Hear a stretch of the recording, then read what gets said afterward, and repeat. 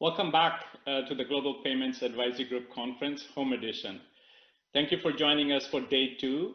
Today we focus on a panel discussion on payment platform transformation from a product, operations, and technology perspective.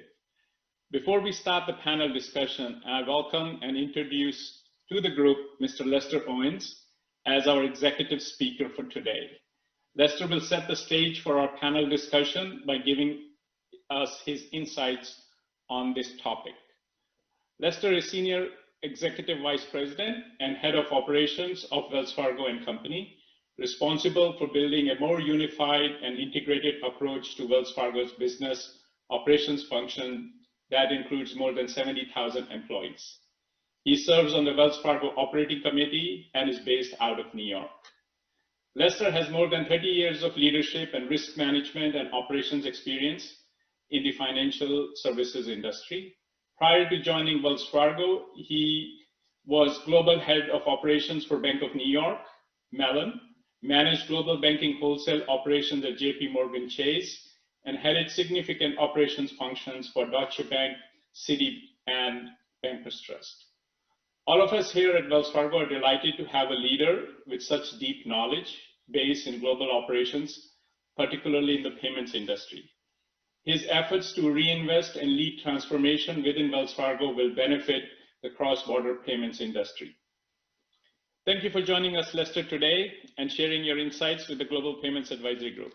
Thank you, Ashish. Appreciate it. So Lester, given your overview and the limited time that we have, I thought the best to structure this discussion in a question and answer format. So let me start with the first question. By asking you what transformational priorities you see for the financial sector. Well, I think there are a few. One is when I think about transformation, this environment continues to reinvent itself, especially with technology. Speed of execution continues to be key. If I think about what's happened with real-time payments, and the fact that payments being done in a more immediate fashion. Now, most recently we talk about now FedNow and where the Federal Reserve is going with their product offering as well. That just demonstrate how in some cases the environment is starting to change. Coupled with the fact that you want to go again with a 24/7 operating environment to complement some of the things that's happening in the industry. The other thing that you're seeing is unfortunately this the word called fraud in this environment.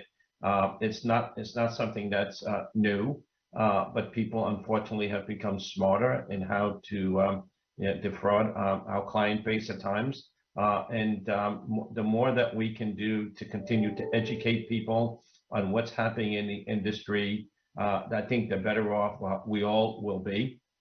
And the third piece in this environment is continuing to look at intraday liquidity, making sure that you're managing it risk well, making sure that you're looking at counterparty risk, et cetera, et cetera. So all of those things are happening on top of here at Wells Fargo. We're continuing to change our payments landscape, and we're happy to say that we've invested heavily in this area, and will continue over the next 2 to 3 years to continue to put in platforms that we believe is best in class and will continue to drive us and help our clients going forward.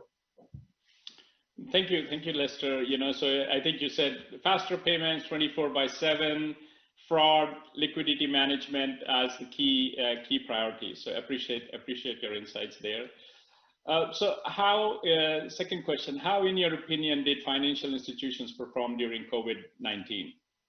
It's been interesting since early last year, and obviously I'm stating the obvious, but no one can have predicted what's happened.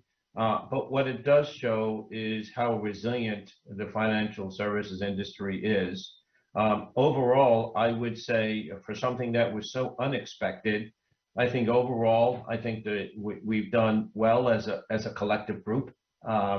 I think if you looked at Wells Fargo, we're talking hundreds of thousands of individuals who had to work from home. I would say that I think the team collectively has done a phenomenal job in making sure that our employees have the right tools within their homes to be able to operate. We've got the right risk management to make sure that we're doing the right thing by our client base at all times. I thought the management team did a really good job and continues to do a really good job in making sure that we collectively interface with our employees on an ongoing basis.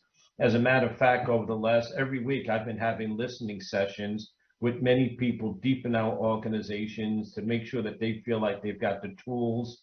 If there's anything that comes up that we know first and foremost, but we're also making sure that we're protecting our employees, right? So where we can, we're making sure that everybody has the ability to work from home. And what has changed is we found now that it does work well. The obvious question becomes, what do you do going forward? And we're grappling with that like any other organization to make sure that we provide the right flexibility, but we also understand the importance of having people get together, being able to work together for our client base, et cetera, et cetera. So we know that's important as well. So overall, going back to your question, Ashish, I'd say it's worked out probably better than we could have ever anticipated. I'm really proud of what the teams here in Wells Fargo has been able to accomplish especially for our client base and making sure that, we're up and running day in and day out. No, thank you, Lester. And, being in our clients as they're participating in this conference, obviously we service them almost on a 24-hour basis. So, the ability for us through our operations in the US and overseas and international locations, it's just been phenomenal in terms of the operating units be able to just flawlessly service our client base. Yeah, and I would say, Ashish, adding to that, I think our clients would be impressed by the ability to have teams really work together day in, day out.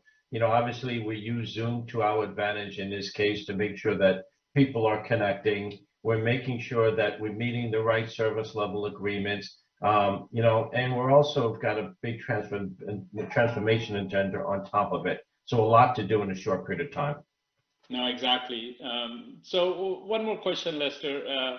What do you see as your priorities and areas of focus as you take on this significant and large load within Wells Fargo?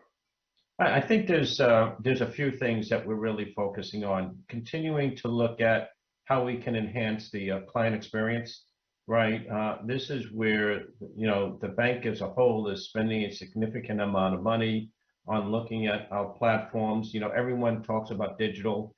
How can we provide more information to our clients in a more effective manner going forward? You hear people talk about self-servicing capabilities. We've talked about that as well, and how do we put more tools in the hands of our client base? That's also big. We have a big initiative with our contact center, by the way, in looking at some of our call routing capabilities. Can we leverage some of the artificial intelligence that will really help our customer service agents going forward? We're actually also looked at some of the paper-based transactions that we have, building new tools called Doc Capture. We're meeting just about every week talking about that. We have a pilot going live in the third quarter that really will be able to take data, be able to collect the data, extract the data, classify that information, leverage our AI capability so that we don't have to perform things manually, but rather do it electronically, and being able to service the client in a more effective way from a time frame standpoint. So that is really, so the transformation agenda is really on the forefront. We've actually also taken things like reconciliation, being able to, again, use artificial intelligence to be able to learn, classify these open recs, and being able to automatically match them, which will save us significant time going forward. So those are just some of the examples from a transformation standpoint. If I think about risk and controls, that continues to be high on our agenda. What we've been doing instead of looking vertically, but looking horizontally of where we could close any potential risk items going forward. So that's also important for us to be able to do, making sure we have the right risk indicators to be able to measure our success is another one.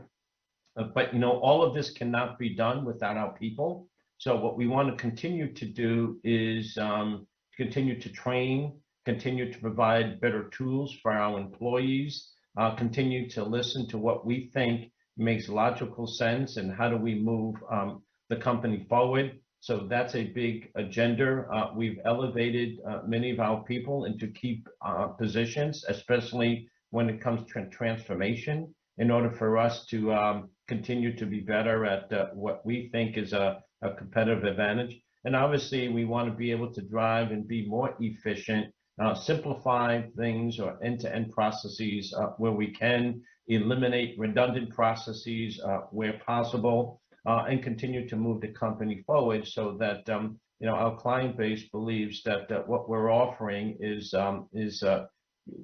really outstanding, and we want to make sure that we can sustain it going forward. No, that's fantastic, Lester. Lots going on with the lens on customer and enhancing the experience in general. So I appreciate that. Well, follow-up question, sort of in the Wells Fargo construct. Diversity and inclusion are key priorities within our bank. Can you share your thoughts in this area to conclude our discussion for today?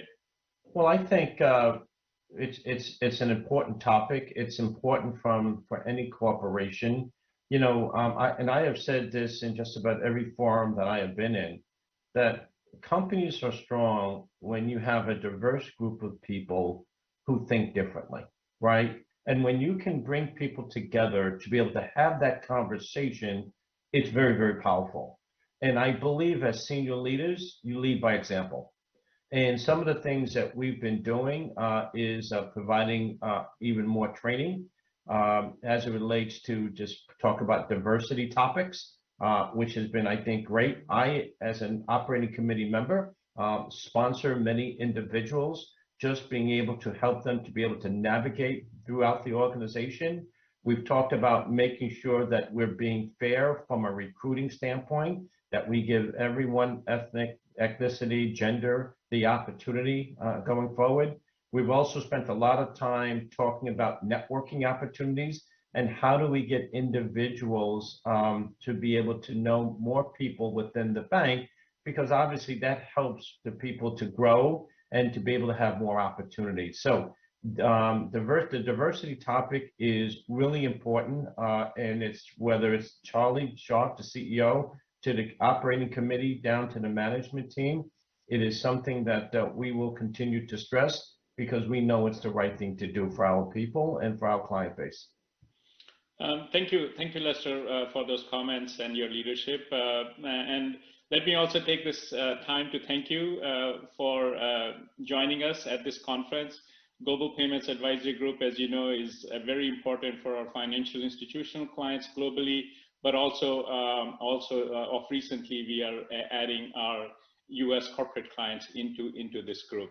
So we've obviously benefited from your insights and hope we have other opportunities to connect with you. And thank you very much for having me come on, and hopefully not too long from now, I will be able to see everyone in person. So thank you very much. Look forward to that, Lester, and I'm sure our clients are. We used to do this annually in San Francisco, so we look forward to getting back into that physical environment. Let me now turn it over to Craig Stewart, Head of Strategy and Planning for Treasury Management, to introduce our panelists and moderate today's discussion. We will conclude the session with a question and answer and open dialogue for the panelists. Thank you. Thank you, Ashish. I'm happy to get the chance to participate in the advisory group's annual conference again this year. As you know, there are some pretty strong forces of innovation and technology modernization pushing change in transaction banking. And so today's discussion will build on that theme that Ashish and Lester had introduced a moment ago, transformation in the payments business. And with the help of our panelists, we'll talk about how established players in the payments ecosystem are adapting to new market demands and taking advantage of newer technologies that can upgrade core capabilities. So joining me today are 4 payments professionals who are kind enough to share their perspectives here with the GPAG group. We have Christopher Allen, Managing Director in the payments practice of Deloitte. We have Simon Birch, Executive General Manager, Payment Services with the Commonwealth Bank of Australia. We have Jason Christensen, the CIO for Payments and Treasury Management Technology at Wells Fargo Bank, and Rakesh Korpal, Head of Payment Operations at Wells Fargo Bank. So thank you all for joining me and participating in this panel. And before we begin, I just want to remind the audience, if you haven't done so already, please send questions, which we can use at the, and you can see the email address that will, for those questions that will flash on the screen, but we'll use in the live question and answer period at the conclusion of the panel. So with that, I'm going to get right into it and jump into our first question on payments transformation. And the way I wanted to frame up the topics is to ask, how did we get here that payment transformation suddenly feels like table stakes? I guess what has made payment transformation front and center for the strategic planning of commercial banks? And so Rakesh, I guess I'd like to ask you to start with a response, and then Simon, maybe we can hear from you. Sure, thanks, Craig. So I think that if I have to put in some context, it would probably be with faster payments. So if we look across the globe, we'll see that certainly faster payments have taken off in a number of locations. But here in the US, for example, real-time payments has started to evolve significantly. We have the Fed that's getting ready to announce and start with Fed Now in 2023. We have such products as e-wallet and push-to-card that are coming to fruition. So the need to have immediate settlement has become much more of a need. These products and these channels and being able to deliver payments from point of entry to immediate settlement are starting to transform the payments landscape quite significantly. Now, in addition to that, it's not just an infrastructure issue, but we also have to look at it from other like products that are starting to come about, which are virtual account relationships. So managing through that activity, I think, is causing a lot of the transformation layers within the banking industry. Great, I appreciate that perspective. Simon, can you give us your thoughts on when we talk about payment transformation, from your point of view, what are the typical scope and goals that a bank faces? Yeah, I sort of echo a lot of what Rakesh said there. We're moving from a world where payments are strongly bundled, if we can use that word, in the primary banking relationship to a more open, more real-time environment, and one where payments are increasingly invisible and integrated into the ecosystem of whatever the transaction is. Direct revenue from payments is becoming commoditized and under a lot of pressure, and value comes from a variety of value-added steps. Increasingly, the banks don't even own the final payment step itself. Certainly, as things become more global, as payments become more invisible, as they become more meshed, as competitors innovate faster, I think, than traditional banks in the cloud and other venues, it's leading us to rethink that strategic planning that I think, and that frame set that we've always perhaps been traditionally looking through. So, what are the typical scope and goals? Resilience and availability, certainly key in a lot of big institutions. Mine, certainly mine, and I know all of us here. Speed of change, our ability to bring new features, ecosystems, and environments to market. Instant payments and the convergence onto instant payments rails as we move away from sort of the legacy batch-based, file-based that we've had. Extracting value from data. I think that's another sort of key thing, and I'm sure will be a theme throughout the conversation today. Are also really, really important for us to start to be innovating around and developing our strategies around. So could I just comment on this scope and goals also, because I think Simon hit on that, right? And while we look at this payments infrastructure, we want to see real-time settlements. There are going to be instances where a transaction will stop because of an issue with either a format or some other alert. And so as a result of this, one of the things that we're looking at also, or banks should be looking at, is the ability to be able to support this, these alerts or these exceptions in a 24/7 environment. So understanding that this can happen at any time and making sure you have the appropriate resources to be able to move or disposition that transaction almost immediately. Yeah, I appreciate you circling back on the 24/7 comment. And maybe Chris, I think you're going to add something there, and maybe you can pick up on that. What are a 24/7 operating environment, for which is, I think, implicit in the customer's mind around real-time payments, must be a key driver of transformation. How are you seeing banks thinking about that? They're just starting to think about it, really, and they need to think about it very quickly, because when you think about how we conduct operations in banks today, it's all primarily batch driven, and it runs on a daily cycle with a daily close, et cetera, for most things. That won't be true in the future. So you have to rethink all your process flows, your controls, all the regulatory aspects of the payments flows, the data, the analytics, upstream, downstream reporting. It's not just the technology. Once we get outside of a batch environment, the whole ecosystem of operations in a bank changes. So as banks are going through this tech transformation and trying to catch up to the technical debt that we've accrued in payments over the years, they need to keep this in mind. They want to be architecting for not just real-time payments, but also what else might come down the line after that.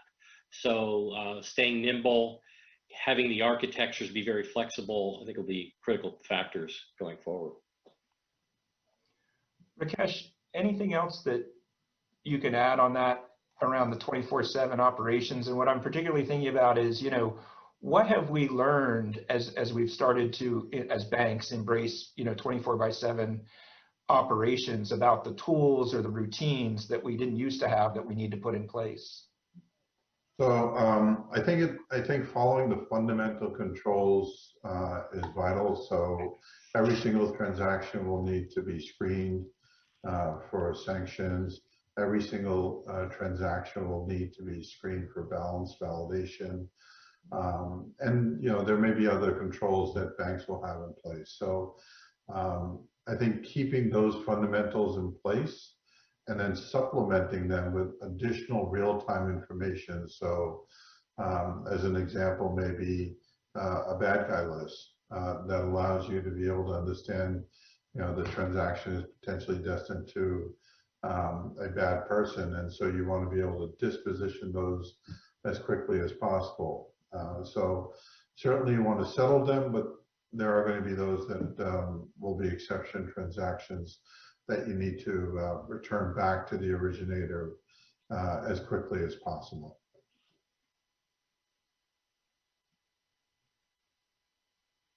That's a good point, Rakesh. Thanks. Yeah, I think the exception handling is definitely one of those areas where, formerly there's a little bit more lead time for banks to handle operationally. Let me go to Jason. I want to bring you into the conversation and ask a little bit about how you see changes that the business is trying to make with customer experience. And, traditionally, that's really been the point of where banks create incremental value, is around the customer channel experience and the delivery of payment services. And so how well is that aligned, those business strategies, to what's happening with payment transformation? Thanks, Craig. That's a great question. I think, part of the challenge that we have is all of our customers are moving ahead at a quick pace. They want more, they want things more efficiently, but we also have a challenge of, we have very complex clients that are large with a lot of tech capacity and ability to do things. And then also small clients who are really expecting us to lead them a little bit in the tech transformation. So, when we think about client journeys, there's a whole range of things that we have to be ready to support. Probably the easy one to pinpoint is APIs. We want to be able to let our clients interact with us the way that's most convenient and efficient for them. So we're going to really focus on, how do we give them the features and functions that they want in a way that they can integrate, but then also how do we build tools on top of those APIs so this maybe the not as sophisticated clients can use those features and functions as well. We talk a lot about client journey. So what can we do in the actual interaction with our clients, those tools that they use? How can we make them more efficient? How can we give them to them, where they want them, how they want them, whether it's mobile, 24/7, like we mentioned, and other ways that they, perceive that they need to be interacting with us. ERP integration would be another example there for that. But if we think of client journey, that covers one aspect of our payment flow. I think Chris mentioned a little bit about, a lot of tech debt that we have in the big banks especially, right? So that client journey essentially ends when they click submit and they originate that payment. But it's a complex flow that it goes through internally, through a lot of hops, through a lot of systems, to Rakesh's operations team and a bunch of, steps to process that payment. So we're also looking at, what we're calling a payment journey. Like, what is that transaction life cycle through our infrastructure, and how can we find ways to optimize that and make sure that we, understand resiliency and failover and, processing logic and all of the stuff to make that payment. Ultimately, it will end up being more efficient and come back to the client quicker. But, if we look at it just from a client lens, I think we would miss, all the work that it takes internally to process that transaction. And the other piece that I think we can't miss out on with this is the clients, with the functionality that they want. If we don't have a handle on the data and how we manage and supply our customer data, our payment data to our customers, I think we missed a real opportunity, not only for how we can give them some features and functions, but how we can also utilize that logic around the data internally. We can put more predictive models around our volume and flows. We can, better fraud and sanction screen some of our transactions. So if we have a good handle on the data, I think we can, really transform the payment flow internally. And so I think, when you talk customer journeys, I think you got to look more than just the customer view. Clearly, that's where we want to focus, and we want to make it the best experience for our clients. But we have to look internally. We have to look at, some of the technology that we're rolling out, and I think data becomes a really critical piece of that as well. Yeah, absolutely. I think data is going to be a lot more valuable and is still quite underutilized. Maybe, Simon, if I could ask you, what other emerging customer demands or market expectations are you seeing that are really putting pressure on banks to modernize payment operations? I think just extending on some of the things Jason mentioned earlier, in the previous question, we spoke about how I spoke about a thing called the form factor or the channel in which we interact with. Increasingly, our customers, be they big institutional corporates, be they sort of more mid-market business banking, be they two-legged customers like us, they don't interact with our form factor that we own, that we build.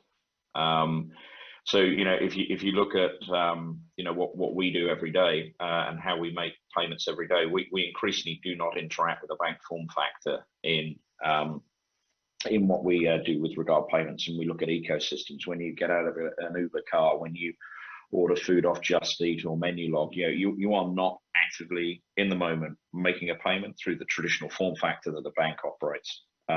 You're lucky if it's co-branded. And so, I think how we actually move to that like open API-based architecture, where the form factor is a component, but actually many different layers in that stack of what you have to expose to your customers, and particularly the institutional customers, and particularly in the corporate banking, tram banking space, how we actually start to leverage less of the form factor and more of those underlying services and start exposing them to our customers. How we have more unattended channels where processing, bulk files of payments, instant payments is not something that's done directly through a Wells Fargo or a CBA front end, but through whatever front end our customers wish to choose. But then how we move and monetize and offer value-added services to our middle and back in that process, how we help customers with fraud, how we help customers with their reconciliations, how we provide them with the data that they need, how we help them with liquidity management, all things that we are capable of doing when we think beyond that form factor and our own internal processing as well. And I think that's certainly, we're certainly seeing that in our market, in the UK and Europe, emerging in the US as well, in increased demand to move down that stack from our transaction banking customers. Yeah, that's a great summary of some of the additional areas that banks can try and create, a value-added service layer. Chris, I'm wondering if you've seen examples of some banks that are doing that well, or being relatively creative in finding, new ways to add incremental value to the core capabilities of funds transfer. Sure, and just to build on what Simon said a little bit first, I think the expectations and customer demands are really being driven not so much within the banking environment, but outside. The things you can do now with your phone, the digital revolution that's taking place is pushing consumers and businesses to say, well, why can't I do that? Why do I have to have 3 options to make a payment? I think the banks have done very well, Wells Fargo included, with your, I'm a Wells Fargo customer, with your digital apps and being able to service and do self-service and do some payments. But payments is kind of the last stream here, I think, in terms of full digitization, because when I go online, it's a wire transfer, it's this, it's that. I just want to make a payment. I just want to send somebody money. So how do we make that simpler? Real-time payments and other forms of payment might make that simpler, but I think that's where the expectation is. The Uberization of payments, where you get in the Uber, you take the trip, you get out of the Uber, done. How do I make payments that easy? I think that's really going to be where banks can separate themselves. Yep, that makes sense. Simplicity and being easy is certainly a hallmark of any digital business done well these days. I want to ask this group a little bit about one particular capability, because I know it's meaningful to our audience around cross-border payments, which is Swift GPI. And you could say that at the network level, that's a form of transformation, that level of transparency of information coming back from the payment destination. And maybe Rakesh, I'll ask you quickly, and then Simon, do you think this is something that the banks have a good sense of how to expose that to customers in a way that really improves the end customer experience, or are we still in early stages around that?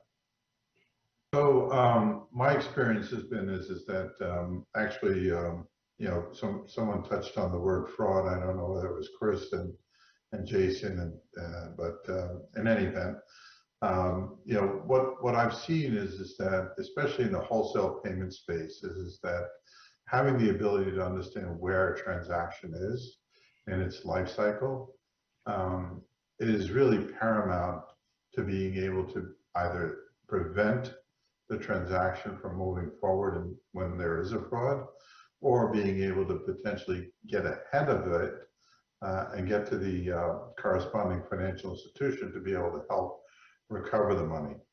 So I've seen that happen quite a bit, and it's really been a product that's allowed for, especially what I'll call are the service teams or the investigations teams, to be able to understand where the payment is in the life cycle and help clients quite a bit. Yeah, thanks. I would, that's a great way of thinking about it. Simon, some thoughts on that? Yeah, I absolutely echo that. I'm sat here today in a place called Sydney, which is about as far away from everybody as it's reasonably possible to get. There is you realize, certainly having been in the UK market for a while, when you come to a place like Sydney, you realize just what a narrow window you have in any day to get anything done, if anything goes remotely wrong. And so the ability to expose things like GPI to our customers and embed that in our services so that they can see if I talk about the Commonwealth Bank, that our customers can see the status of their transaction and where money is moving around the world, particularly our larger corporate customers, That's really, really important for their teams, for their operations departments, for their CFO, etc. To know the status of that and have that just self-served and have them able to consume that directly. We've got to embed more of that, you know, be it GPI, be it liquidity management, be it some of the reconciliation services, more about what we traditionally thought of as operational capabilities for our own people, and expose those services in a highly digitized way directly to our customers going forward. Yeah, that's a great way to think about taking capabilities that we use internally to run the operations and looking at where we can expose them into the customer experience. I want to pick up on another topic that several of you have referenced, which is liquidity management, and that's obviously, you know, a critical daily activity of banks, and payments are a dynamic factor in that. And Rakesh, I want to come back to you and just ask, you know, what are we seeing in modern technology that's maybe giving us new ways of new tools to avail ourselves of how we transform that aspect of payment operations? So I think that, you know, if we look at liquidity overall, a number of financial institutions do a great job trying to understand which markets they're settling in and where they need funding, etc. So on an intraday basis, this works really well. Some do things better than others, but at the end of the day, I think everyone settles out well. You know, this is one topic which I think Lester hit on earlier, you know, what I would call trapped liquidity. And so, especially in this day and age where we're seeing a number of cyber attacks that are occurring, a financial institution, a large financial institution could be impacted. And so what you want to do is you want to be able to ensure you have the appropriate tools to be able to measure counterparty risk and to be able to, if necessary, execute a kill switch so it protects you and your clients from, you know, either trapped liquidity in another financial institution, or in simple terms, potentially even trapped liquidity at a financial market utility, and how you can settle at the end of the day. So these are things I would suggest people in the banking institutions look at, especially from a wholesale payments perspective. Thanks, Rakesh. Simon, have you seen an opportunity, again, under this broad umbrella of payment transformation, ways in which banks could get incrementally more efficient with how they optimize intraday liquidity in a payment operation? Yeah, I mean, there's many ways we can, certainly as we move to real-time payments, and I think we've got to get a lot better internally at moving our sort of treasury and financial departments and our payment departments closer together at the seams. You know, we have lots of examples, I'm sure, within our organizations where they're not, and we're handing data over in a clunky fashion, or maybe end of day, or whatever period it is. As the world moves to real time, we need to bring those capabilities and that data together. But again, I think we need to offer more of those capabilities out to our customers. And when I say customers, like non-bank customers. Now, if I look at a mining company down here with a global operation across the world, you know, they need to understand real-time liquidity management. They want to understand their cash concentration limits. They want to understand where they have a funding need. They want to sort of start getting into multi-currency pooling. You know, we have to, if we are going to offer services to global companies with a global or big regional footprint, these are just basic table stake capabilities we need to have now. And underpinning all of the thing we call liquidity management and all the capabilities that sit within that, fundamentally, is the movement of value between stores of value, i.e. making a payment. And we have to you know, extract the data that comes with that real time and start pushing that into those liquidity management solutions. Yeah. Yeah, corporates don't like it when they feel that liquidity is trapped. Chris, I want to bring you in as well, just and see if you have any other thoughts on, again, where you've seen some innovations around liquidity management, and Jason was talking about data, that area too. So in this context of payment transformation, I think on the surface, we're talking of, you know, people assume that it's about dealing with legacy technology, tech debt.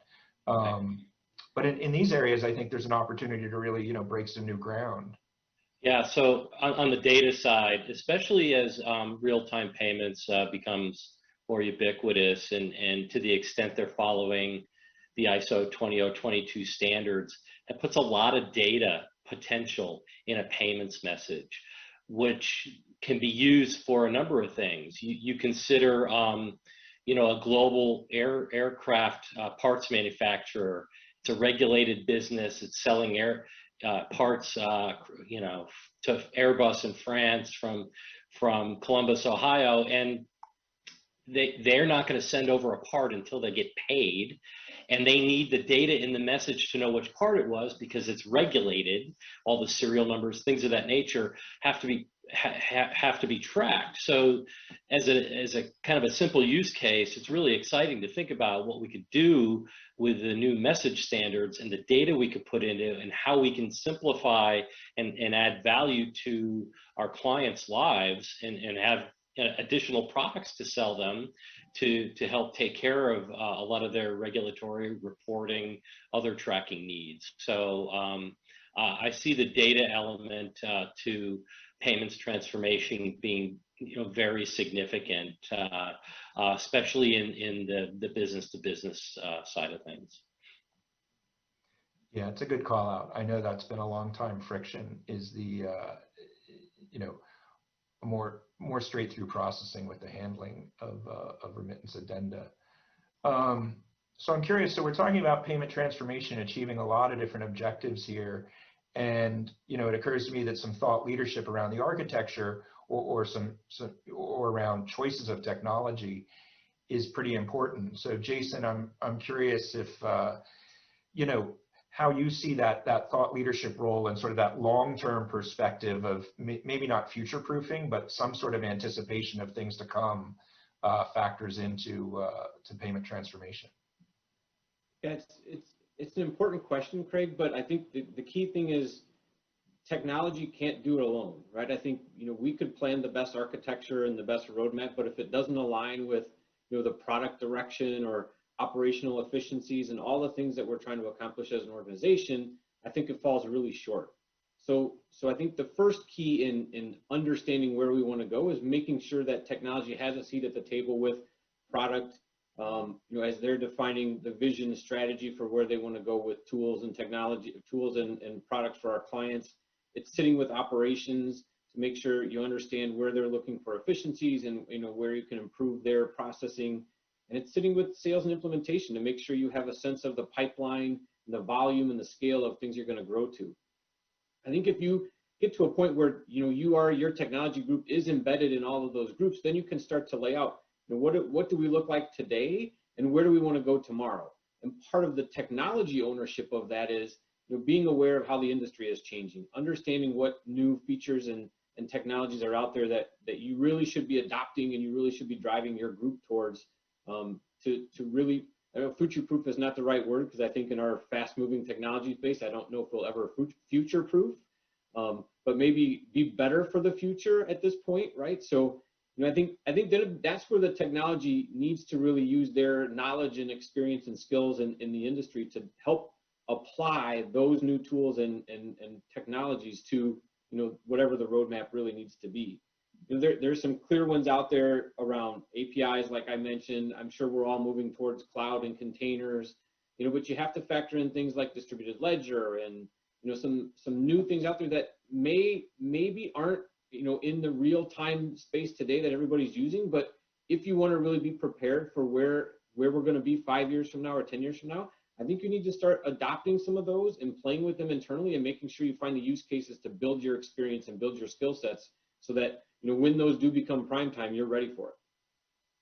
I agree with that totally, Jason. And one of the challenges we at Deloitte see frequently, and not just in this industry, but is kind of our short-term nature of our planning and our strategic planning, right? So if we're only looking 12 to 18 months out, how do you plan for technology, which is changing pretty rapidly, when you need to have a sense further out where you're headed to be able to plan that technology roadmap to be there to support that business when it gets there.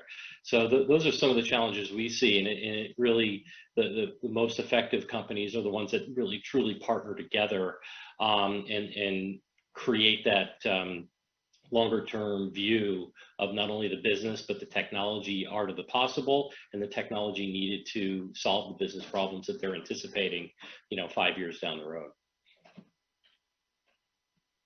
Yeah, there's no crystal ball clearly, but on the other hand, right, we've learned how quickly new things can come along. Rakesh, I'd love to sort of extend on that topic a little bit, but into the area of skill sets and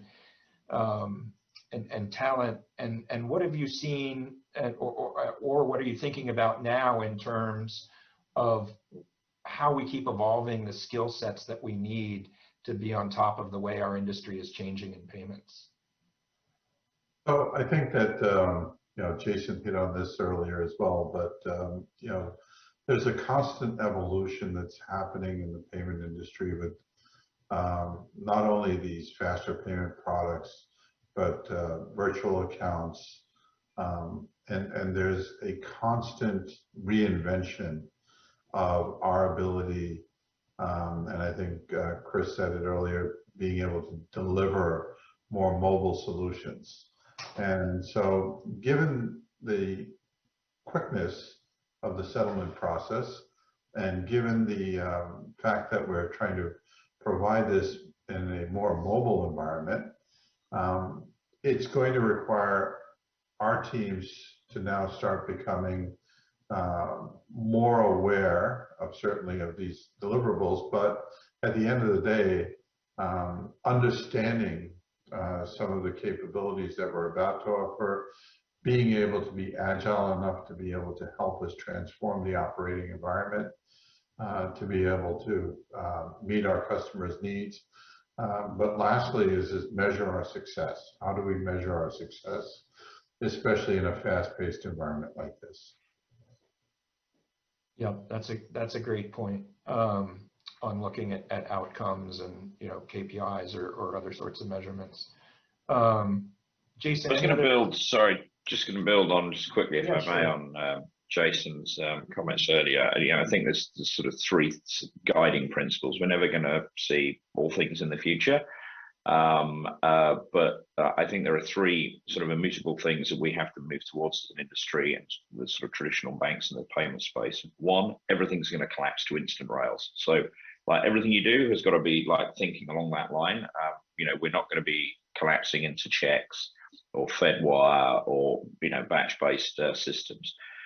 Two, I think layering the architecture clearly, just componentizing your architecture, making sure that things do what they're meant to do. We have a lot of, I know we have, and I know everybody on the call has examples of where the layers and the journey of a payment are mashed into single systems and points of failure, which means change is expensive, it's very slow, it's very time consuming. So create the layered architecture and make sure you do that.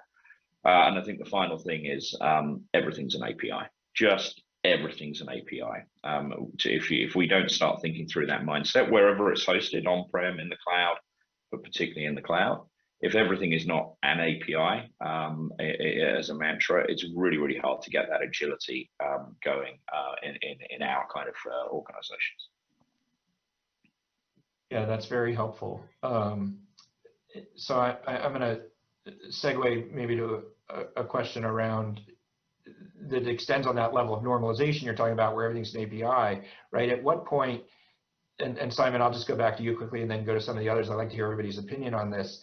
When will we no longer have payment types or payment rails from the customer perspective? I know there will be, maybe more than one actual, national settlement system in a country that does interbank settlement, but are we moving towards a point where we're able to provide, funds transfer services that from the customer perspective, a payment is a payment and they're not managing to different payment types? I think we're past that point for consumers already. Yeah. I mean, with the exception of physically writing a check, I don't think most of our consumers would tell you the difference in terms of rails and infrastructure of when they go in and tap on a merchant terminal to when they transfer money in their app. I don't think they tell you the difference in rail schemes and infrastructure. Right? The Uberization of payments and the desire for it just to be invisible, and as Chris mentioned earlier, just a thing, just money moves from A to B and I'm done. I actually don't really care about the journey at a consumer level, at least. I think we're past that point in like multiple jurisdictions around the world. I think the institutional side of things, there is a way to go, as there is still a lot of choice and a lot of the complexity operation is still very visible to our customers in that space, and we've got to increasingly break down those walls as that collapses.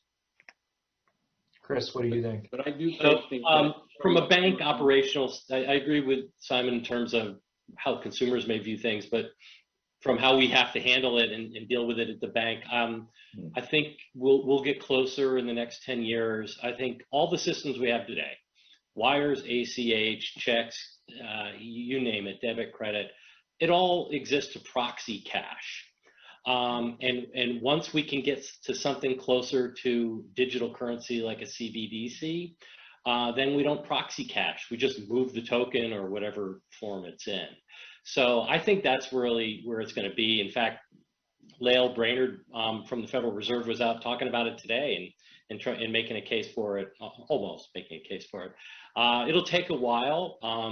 Certainly other countries are starting, and it's gotten into the political frame right now, so it could have legs for now, but to me that's where the rails go away and you're just moving payments, and that's when we can get it to a token or some kind of account-based digital currency.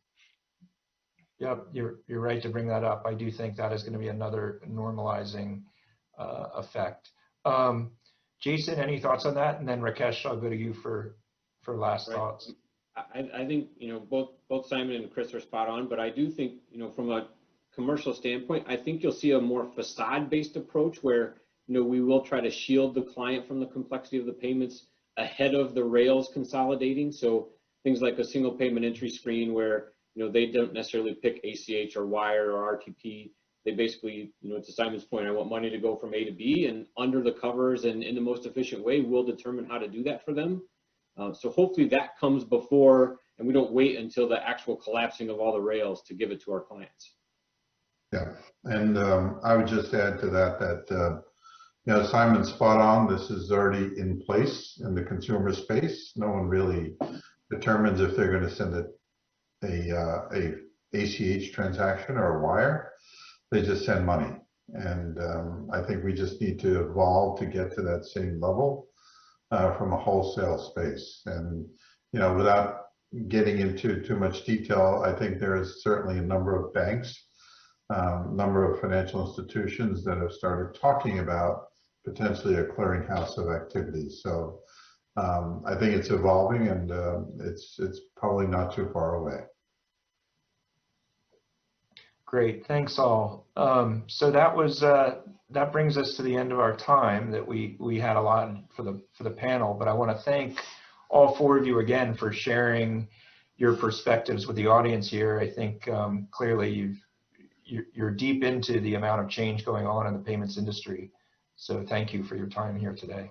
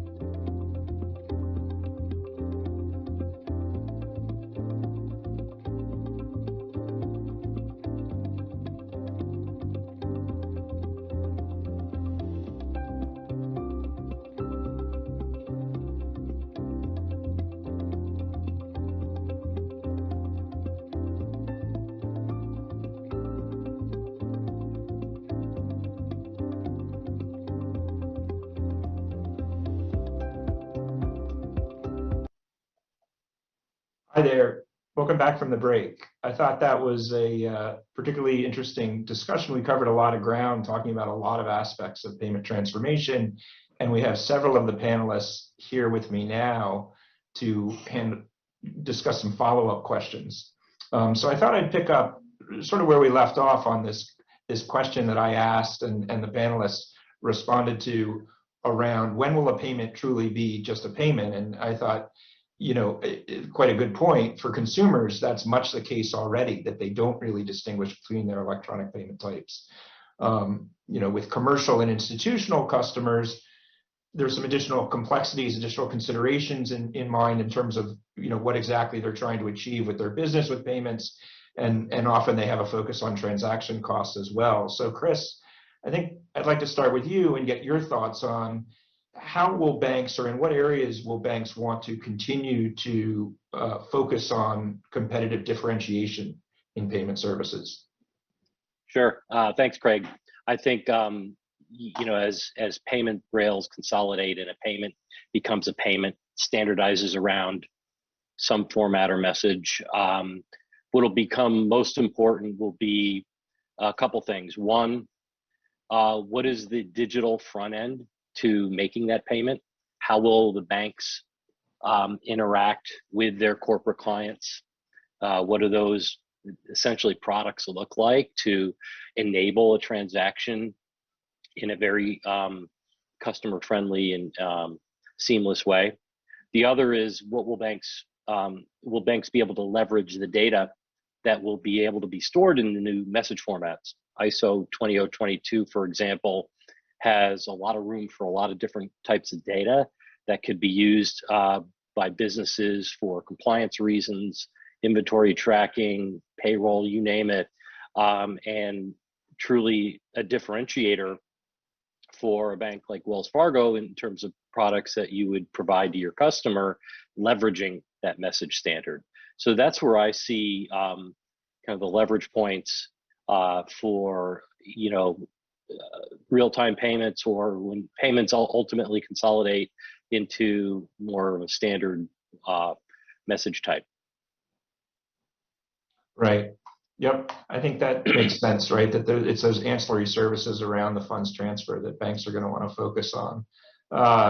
Another comment that right towards the end of our panel discussion that I found interesting, and I think a lot of us have heard this before, is Simon referring to, assume everything's an API or everything will become an API. And Jason, want to get your perspective first on this. If we disaggregate our services so extensively, are we just raising the bar for ourselves in terms of the organization that we're going to need to master around that? Yeah, I think it's a good question, Craig. And I do think that, we are moving to an API-enabled world. And I think most platforms that people are developing these days assume it's an API integration. A lot of our more sophisticated clients want to have a direct access to us via APIs. But I don't think it gets us out of the game of consuming those APIs on ourselves and providing products and services to our maybe a little bit less sophisticated clients who want to use us as a product versus an API. So while I do think the mentality of how we develop some of the metrics and the way we go about tracking the products and services that we develop might change, I do think that there's still an aspect of traditional project management or product management that's in there. But in the new world with APIs, you're going to be looking at all different kinds of things around adoption and how do we secure the APIs, how do we version the APIs. So I think there's a lot of change that will happen both organizationally and technologically. But it is the way that everything's going, and I think it's up to us to meet that challenge and keep challenging ourselves and the industry in it. Thanks. Just a quick follow-up. You were talking there about the technology, and it makes me wonder, as we shift to APIs and systems of our counterparties or our customers hitting our systems that way, right? A lot of that is automated, and there's not as much of a natural throttle as when you have an actual person on the other end. And I'm curious, how are you thinking about the architectural needs for scalability, because APIs, right, I assume could really unleash quite a lot of volume? Right. When, we talk a lot about in this space, when you move to APIs, most of the time, I would say a vast majority of the time, you're doing that as part of a modernization effort. The big banks traditionally have some very dated infrastructure and some very legacy payment platforms.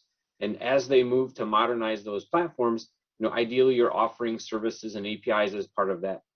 The second step of that is, in a perfect world, you're also then deploying that into some kind of cloud environment where you can have some scalable infrastructure that would, auto scale, or you'll have, multiple zones across the globe. And there's all kinds of, advantages to getting your services on the cloud and what you can do with that. But I think that's probably the second part of an API world is, having them resilient, scalable, and accessible from multiple devices and platforms.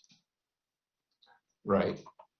So, Rakesh, I wanted to get your perspective on something Jason said. He talked about consuming services internally as well, and I'm wondering, what thoughts you may have had as you think about where things are going with discrete services, where some of that information may lead to enhancements for how daily operations are managed. Yeah. So I'll talk about two topics there, really. One is just the use of data and centralizing it. So if you think about a large-scale data store, so throughout any financial institution, you have lots of transactional activity that's moving, lots of account information that's moving, lots of client information that's moving. So just taking a simple example, if we look at it from a client lookup perspective, you maintain a data store that has all of the relevant details or the attributes associated with a client, and you get some sort of an attribute such as a SWIFT address that says, I want to deliver the funds to ABC XYZ, KL.com or whatever it is. And at the end of the day, you're able to retrieve all of the associated information for that client, and you're able to execute through the transaction in a straight-through manner. It provides for a much more efficient operating environment, much quicker in terms of settlement, and of course gets to the final destination much more accurately. The second component that you mentioned around being able to manage, again, if we take that volume of transactional data and those that have some sort of an alert, for example, a repair that stops, being able to really mine that data and understand what's causing that alert to happen, and being able to then somehow correct it. And there are various different methodologies of correcting it seamlessly that allows then for you to be able to create a straight-through experience for clients, and of course reduce your overall operating expenses. Yeah, those are great examples. It really helps convey a sense of how powerful it could be, the additional intelligence that could be woven into the processing with the data that's available. Just continuing just a little bit further on this topic of, everything becoming an API, Chris, I'm curious if you have any thoughts on what that means for product management. When everything's an API, what's the product and what are we managing? Sure. Certainly the product becomes more technical than, our traditional thought of product management. And I also think there is a significant governance layer that will need to be applied to manage the APIs, not only from a risk and cyber perspective, but just a governance body to determine which entities you will allow APIs to direct connect with and which you won't, and what process would an entity need to go through to apply to have an API. Given a lot of the discussion today about cyber issues, I think it'll become extremely important that banks have a strong governance process around who gets to connect and what are the rigors you put that entity through, almost like underwriting, to ensure that who's connecting and what what the risks are. Right. Yeah, it's a good point, right? Where, you know, much stronger connectivity is going to require, I think, much tighter coordination and governance, or at least understanding of what that connectivity means. I guess I'll follow up on an additional aspect. You know, Simon mentioned this example of you know, large clients wanting to have access directly into banks' tech stacks, you know, which is, I mean, I think it's something that is certainly that now we understand likely to happen. Although if you go back not too long, right, it probably sounded like a fairly provocative idea. But Rakesh, I'm curious if you think that, you know, because the way the ecosystem, the value chain is bringing in these additional sort of large payment processing clients, is it going to be more important for banks as they think about payment transformation and the evolving needs of the market to have a segment orientation, particularly to those largest clients with the highest volumes of payment needs? So if we look at where we are today, you know, while we talk about new products such as push to card, e-wallet, we're talking about distributed ledger technology.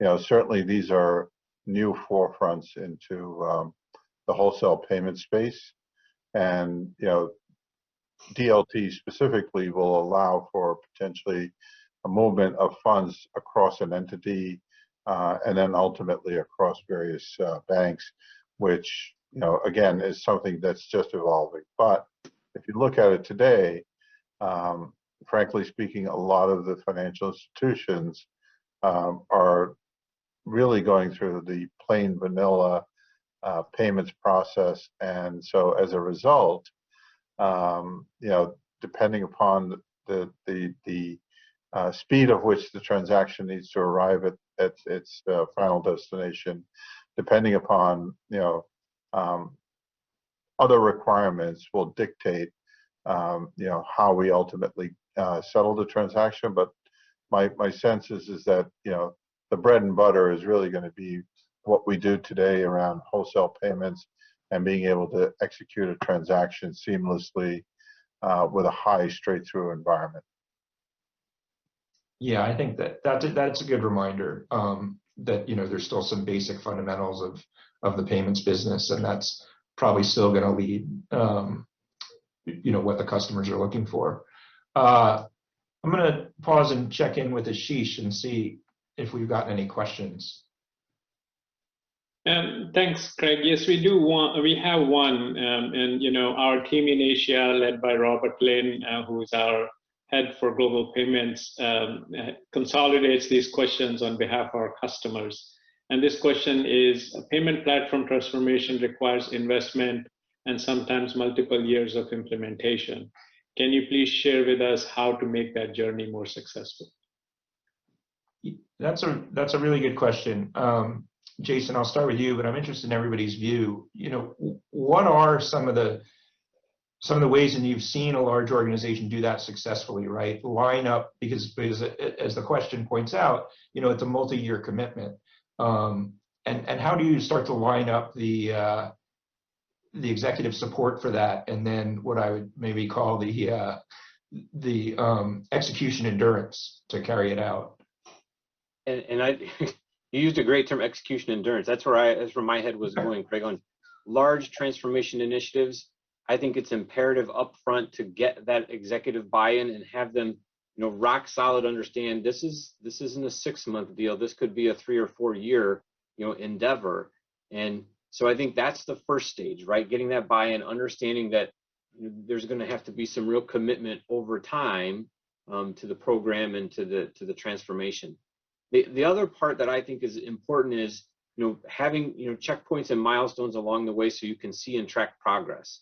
I think a lot of times everybody spends time and energy up front for this big migration wave that happens at the end, and without that incremental progress or being able to see, you know, migration activities or kind of new functionality along the way, I think that contributes to that executive burnout, right? I think that, you know, they can get behind the money, and I think they can get behind the endurance as long as they see progress and kind of understand the value of what they've been spending money on. So I think those for me are two big things. The third one is, you know, be critical of your tech stack. You'd want to go, fairly aggressive, because in 3 years, what you don't want to have is something that's already out of date. But you don't want to gamble too far in the future on some things that aren't ready for your stack yet. So it's a little bit of a balance about being optimistically cautious on certain technologies and doing the right things, and setting yourself up so when you get to the finish line, you have a platform that you're proud of and that you think you can live on for years to come. Yeah, those are some really good thoughts. I agree, right? There's that balance of going with what you understand, but also trying to lean into what the future is going to be. Chris, I know you've worked with a lot of clients on this question. Sure. And I think part of your role is guiding around execution planning as much as Right. design. What thoughts would you share? So a few, from the top, having a North Star that all of the senior leadership is aligned to, that this is where we're going, this is why we're going, and why it's important that we go there. That's critical to maintain your leadership alignment in, what did you call it, execution endurance. I think once you have that step, and that's not an easy one, but once you have that, then what's the roadmap to get there? So what are the individual things that you're going to do to be able to get to that North Star, and who's going to do them, and how they're going to get done, and when and how much. And then lastly, it's really about planning for quick wins and planning for wins along the roadmap. So it's not just we're going to do this thing and then at the end of 3 years we have something. It's we're going to get part of the way through the journey, during the journey. So folks can see the benefit. You're getting to market quicker with certain things. What it all requires is a lot of diligence around planning, and frankly, leadership commitment. Because if you have the leadership commitment from the very top, these things tend to happen. And if there's consistent governance around that, and holding people accountable for getting it done, then those are the kind of the best practices we see for the entities that are successful in completing these multi-year journeys. Yeah, thanks for that. That's helpful. Yeah, it's an interesting. You both made that point. Upfront planning, even just on the communicate, how are we going to communicate about the work that we're doing, is even a critical early stage an aspect to plan for in the early stages. I'm going to turn a little bit to a slightly different topic that came up in the panel, which is data. And actually, Rakesh mentioned it earlier when I was asking about APIs. But Jason, maybe I'll start by asking you to elaborate on a comment that you made during the panel discussion. You referenced predictive services, and I'm curious, if you can just unpack that a little bit and talk about, what are some of the, forward-thinking ideas for what that might look like in the payment journey. Sure. Yeah, I think Rakesh said it best earlier. Like, data is key to a lot of the things that we want to do, and with the volumes that we have as a large firm, we can do some pretty interesting things. I think there's the basic one is fraud. I think that kind of gets covered in a lot of discussions, and that's kind of an understood entity in the industries. But there's other things that we could do, like internally, for example. One of the things that we're looking to do is use our volume to create a predictive model that says, what do we expect our volume and value to be at any given point in the day? So if we start to deviate from that, we can determine and hopefully prevent either system outages. We can get to them quickly and prevent customer impacts. So there's a lot of value and different opportunities that we have internally. I think the really interesting thing that I think is really where we're going to start to figure out how to use our data is, what kind of insights can we provide our clients? It could go something as basic as, we can determine that you've paid this vendor every month for the last 13 months, and we haven't seen a payment yet this month, and we can remind the customers, hey, did you forget to make this vendor payment this month? That's a very simple use case that I think we could pull out. And it could go as complex as to, offering them up, what could be potential business opportunities for them. We've seen some things like, it's a little bit of a retail example, but if you have a client like, let's say, Uber, and they look at all of the retail payments that are happening from the retail clients of them, and they can realize 80% of their clients are also have a subscription to Bird scooters. Maybe they want to form some kind of partnership or some kind of marketing activity where they could link those customers together and they could give them some opportunities. But it's providing those kinds of insights to our clients to help them grow and exceed in their business, that I think we have some of those capabilities that we could do in the near future. Yeah, those are good examples. You're right. I mean, there's a lot of commercial activity passing through us as large banks, and we don't tend to think about that underlying aspect of the payments, why the payments are happening or what they're happening for. Rakesh, I'm curious, maybe if you have any thoughts. I know you already shared some good ones on the use of data, but Jason was talking a little bit about predicting volumes, and it occurred to me that your team's in a situation of having to react during the day on an intraday basis to whatever business is coming our way in terms of payment flows. And anything you can expand on there around what data you'd like to make use of, either from within the bank or out, even from other members of a network, in terms of managing operational velocity. Yeah. So I think there's two things there. One, which Jason hit on, is really just trying to understand your overall transactional behavior in terms of volumes, values, measuring those, and if there's a swing in either direction, being able to understand what's the impact of that swing, what are the potential controls that I should be leveraging and using to be able to be proactive rather than reactive. So, that's one aspect of it. Second is that as we start to see more real-time payments being delivered across various countries, various channels, really using the data to be able to understand where a client is executing transaction activity to a particular beneficiary. As they're executing that transaction, try to build that actual transaction. And if it looks like it's within that normal process, normal transactional behavior, then allow it to be able to move forward that much more quickly. But if there is some sort of a deviation, so as an example, this client is always sending transactions to country A, B, C, and D. All of a sudden is sending to E. Maybe flag it, become more proactive in terms of helping the client understand, is this an anomaly? Is it a good transaction? So I think there's various options that you can start to think about in terms of using your data that you have within your firm. Thanks. Those are also really good examples. Chris, just want to give you a chance if you have any other ideas, because I know that you also, see data as sort of one of the bigger areas of white space, if you will, Sure. Under leveraged in payments. Yeah, and I think, as I mentioned before, the ability to put more data in the transaction message is certainly something that can be monetized and used to create competitive differentiation. You think about a use case where a small Airbus is buying airline parts from a company in the US, and it's a regulated industry, so they need their money immediately or they're not going to ship parts.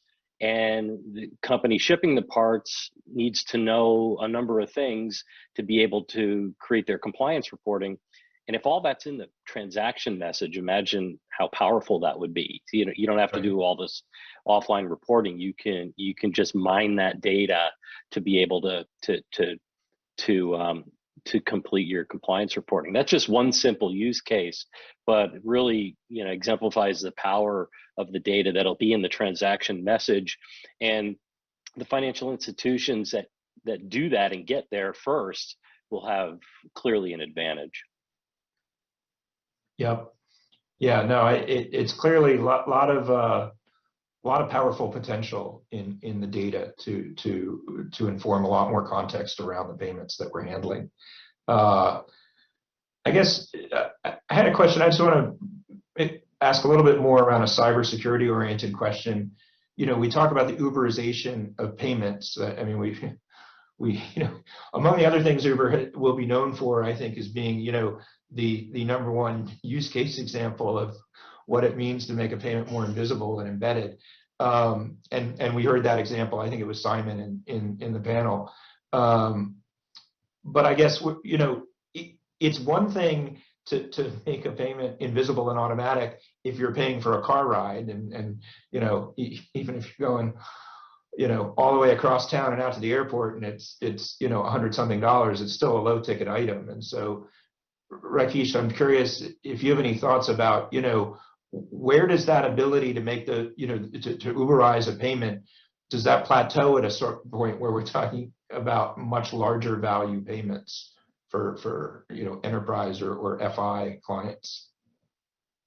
So I think that you know, again, if you probably said best is that, you know, the Uberized payments are very low value. They're really not you know, going to be a significant impact in terms of a bank and its overall processing volumes and values. If we look at, you know, where we are today, again, what I said earlier in terms of traditional payments execution for large FIs, for large payments, I think we're still at a point where it's really, you know, the traditional funds transfer, the traditional payment settlement rails. I don't really think we're at that Uber state yet here. Yeah, I appreciate that additional perspective. I think that's right. I think that, you know, again, different segments are going to be, you know, looking to avail themselves of the modernization and the more real-time nature of payments in different ways. So I know we're almost at time here. I have one last quick question, which I'll ask everybody. It's not meant to sound as irreverent, or it's not meant to be as irreverent as it might sound, but I'll start with you, Jason. You know, in a real-time 24/7 operating environment with payments, when is the end of day? It's interesting, Craig. And I think we're going to get there, right? I think we'll be in a 24/7 world, you know, before we know it. And from a technology perspective, I don't think there is an end of day. I think we should, you know, be planning on building systems and have operating models that can go 24/7. You know, there's some logistics in my mind around interest calculations and some of those kind of concepts that we would have to figure out. But, you know, from a platform perspective, we should be modeling our systems in a way that, you know, they don't need to stop and be balanced, because they would be, you know, real time, balanced and processing, you know, all the time. Yeah, no, that's a good way to think about it, right? That, you know, we don't need to have one. Chris, what are your thoughts? When is the end of day in a 24/7? Yeah, agree. There is no end of day. There's no end of week. You know, it'll just be straight through, you know, without any stopping points, really, fully ubiquitous. I think the challenge is, how do you service that, right? So if there's a problem and somebody has to get on a phone with somebody and it's Sunday afternoon, right, you got to be able to service that. That's probably one of the things we're, you know, in some areas of payments we're not doing today, that, you know, follow a standard week. You know, it's also got to be followed up by the Federal Reserve too, you know, to be able to settle, you know, 24/7, 365. So, you know, we're going to get there, I think, but it'll take a little bit. Rakesh, how are you planning to let payments follow the sun? So I think most large banks already do this with some sort of real-time payments offering that are running 24 hours. I think that if we look at it, you know, we're almost running, I would say, 22 hours, 5 days a week. To get to 24 hours, 5 days a week for all of our volume is probably going to happen fairly shortly. And evolving into a 24/7 payments model, whether it's a real-time payment, a low-value payment, or a high-value payment, is something that's going to come due. But as a bank, you have to start thinking about all of the other business partners that you have, and they, as Chris said, need to be able to support. So, one that comes to my mind is, a compliance business partner in the event there's an issue. We need a decision. Potentially, there are other business partners, but I think it's happening. I think it's going to happen fairly soon. And I think a lot of the larger financial institutions need to plan for that, not just by distributed operating models, but really having a good lean on how they resource that from the staffing. Right. Well, thanks. I appreciate all your thoughts on that. I'm just going to make one last check with Ashish if there was any additional questions that came in while we've been talking. Yeah, Craig, I know we're running out of time, but I do want to acknowledge a question that came from PT Bank, Central Asia and Indonesia, just generally inquiring about fraud from a cross-border perspective. I know the panel talked about it. And, I think from my perspective, I just want to say we support SWIFT's pre-validation effort to ensure a payment is on its way from origination. Just a thought. I know you're running out of time, but if somebody wants to comment on that, welcome. The only thing that I would add to that, Ashish, is probably the fact that SWIFT does offer also GPI as a product, which you can then use to track payments. So I found that in real life to be a good tool that we can leverage to ensure settlement is happening in the right place at the right time on the right value date. So I would say that's one opportunity to explore as well. Appreciate that.